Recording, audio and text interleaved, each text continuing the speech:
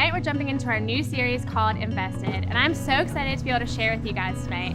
But I can honestly say there was a time where I would have been dreading this moment. I'm talking weeks, days leading up to having to do any type of public speaking, anything. I would be sick to my stomach. I'd be having meltdown upon meltdown to my poor husband, crying to him for hours, telling him how I hate public speaking. I don't want to do this. It makes me insecure. It makes me nervous. It makes me so fearful. And guys, I hated it. But fast forward to today, this is now actually one of my most favorite parts of my job. And getting to share with you guys is something that brings me so much joy, it brings me so much life, and so much passion. And I honestly consider it such an honor and privilege to get to share with you guys. But I think back to a couple years ago when I would have been dreading this moment.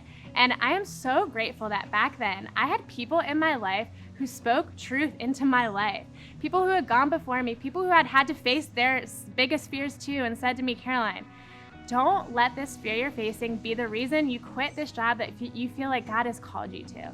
They said, you can do this. You can fight through it. You have the skill that it takes. You have the ability. You just got to practice. And I'm so grateful that I listened to those wise words of advice because now it's something that I love doing. And it's actually something that a lot of people say to me, Caroline, this is a gift that you have. This is a gift that God has given you. And so you need to use it.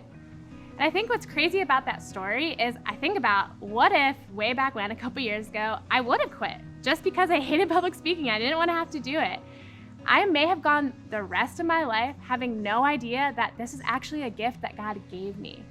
And that is why it's so important that we listen to the people that God has put in our life to speak truth and to speak wisdom into our lives. I know you guys have situations like that too. You have situations that are just really tough to navigate through. Maybe it's facing your biggest fear like it was for me, or maybe it's a family situation you're going through right now, or some drama in your friendships and you don't really know what the next thing is that you should do, or maybe it's some difficulty you're having at school. I don't know what it is, but all of us have moments in our life that we just don't know what to do next. And we really just need wise advice from someone who has gone before us, from someone who has experienced what we're going through before. And God says that that's something that's really important and He cares a lot about it. And there's actually a lot of examples of why this matters so much in the Bible. And so we're actually going to dive in right now. I want you guys to go ahead and turn to Exodus 18. So we're going to be reading about a guy by the name of Moses. If you don't know who Moses is, he's the guy who actually freed the Israelites from slavery in Egypt. So he's the guy who went to Pharaoh and said, let my people go. And so fast forward in the story, frees the people, and now they're wandering in the wilderness trying to get to this place that God has for them. But the problem is that these Israelites, a lot of them were in slavery their whole entire life. And so they have no idea how to live as a civil group of people. They don't know how to exist as their own culture. And so what's happening is they're fighting all the time.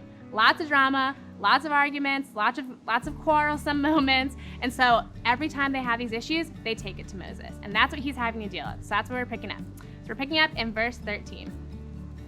The next day, Moses took his seat to hear the people's disputes against each other. They waited before him from morning till evening. When Moses' father-in-law saw all that Moses was doing for the people, he asked, "What are you really accomplishing here?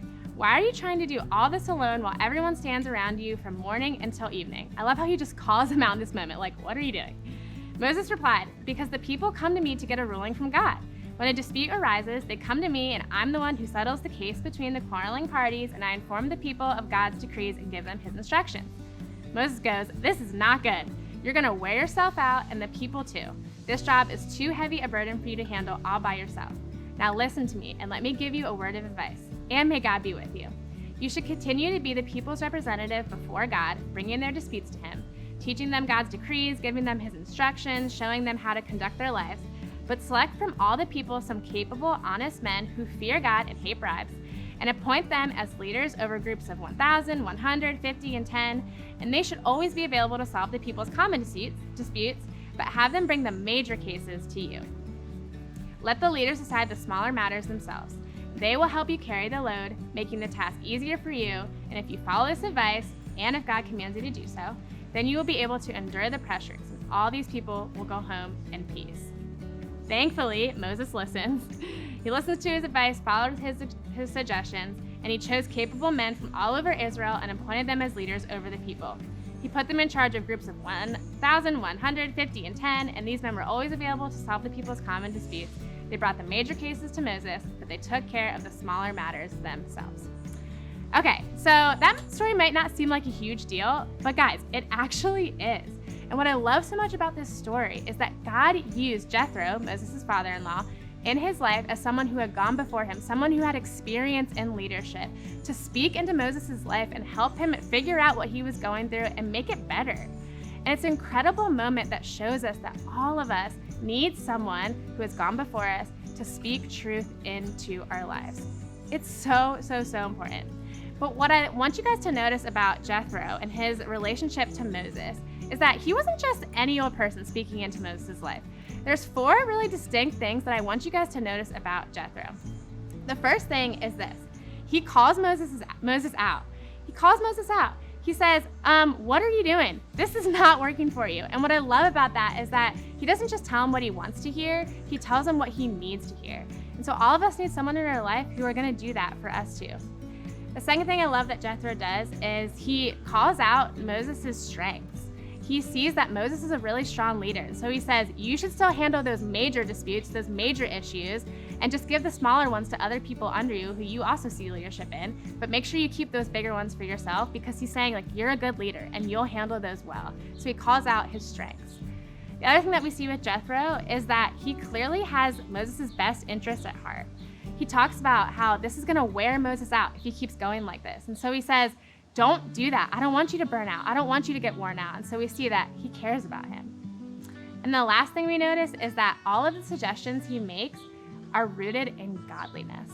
One of my favorite parts in that whole story is how at the very end he says, take my advice, but seek God in that first. So take my advice if God commands you to do so, is what he says. And so what he's saying is, don't only just listen to me, like take this to God, ask God if you should listen to what I'm saying to you. And then if he says yes, then act on it. And so we can see all those 4 things that Jethro is someone to be trusted. And so when it comes to you and your life, the person that you want speaking into your life is someone who can be trusted, somebody who shows those 4 things.